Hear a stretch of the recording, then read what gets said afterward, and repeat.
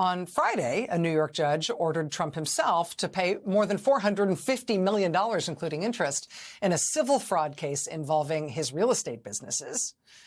But don't worry if that sounds like a lot of money. A new GoFundMe campaign has raised $500,000 already to help the former president toward that end.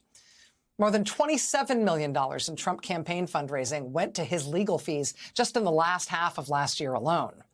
Now that Trump's working to put his own people in charge of the National Republican Party, some senior Republicans are saying they're worried he'll end up tapping Republican Party coffers as well.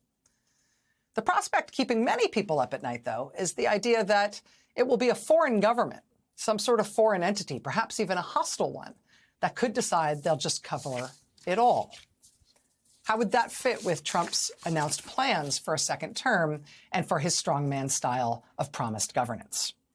Our next guest studies the relationship between corruption and foreign influence being openly bought, between those perils and the idea of authoritarian governance. Ruth Ben-Ghiat is a professor of history at NYU. She's the author of an essential book on authoritarianism called Strongmen, Mussolini, From Mussolini to the Present.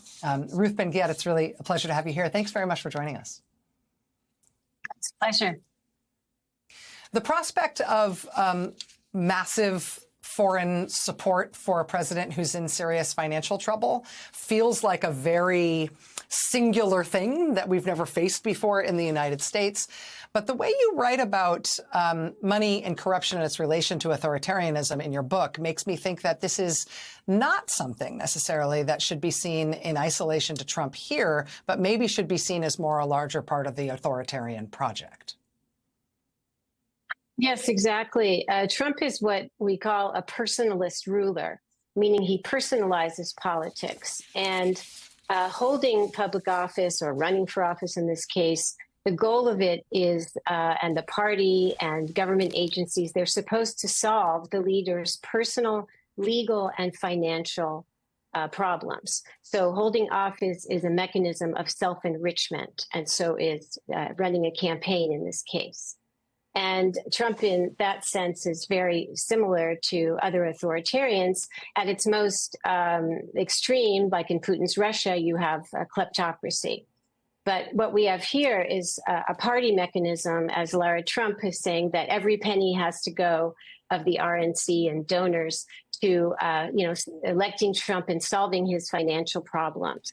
And sadly and disgracefully, the RNC was already doing this. It's incredible, Rachel, that a whole year after the election, the 2020 election, the RNC was paying Trump's personal legal bills. And so this is an example of the personalization of power, where there's no division or recognition of the difference between public and private. And so when Trump says openly that he received, millions from the Chinese to his businesses while he was president for, quote, services, and he says this openly, he's telling you that he embraces that conception of power.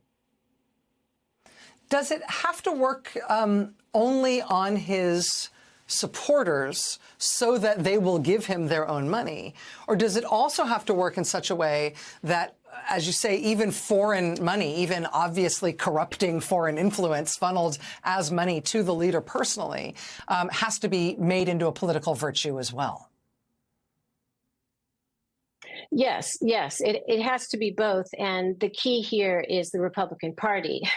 That is a linchpin of this. It is a willing accomplice to Trump's, financial corruption, and it was okay with him, hiring his family, Jared Kushner, in power, and is not doing anything to stand up for the division between personal and political. Indeed, is embracing this kind of authoritarian leader cult, where Trump can do whatever he says, and says that Putin can do whatever he says as well.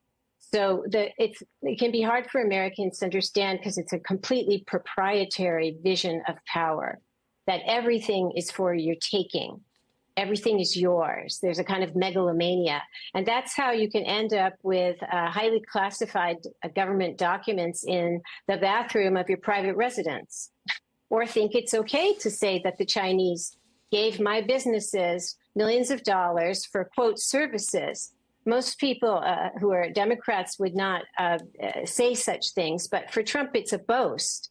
And this is why he admires Xi Jinping and Putin, because they get away with things like that. It's been very open, the corruption, and corruption is institutionalized. And that's what he would like America to be like if he comes back to the White House.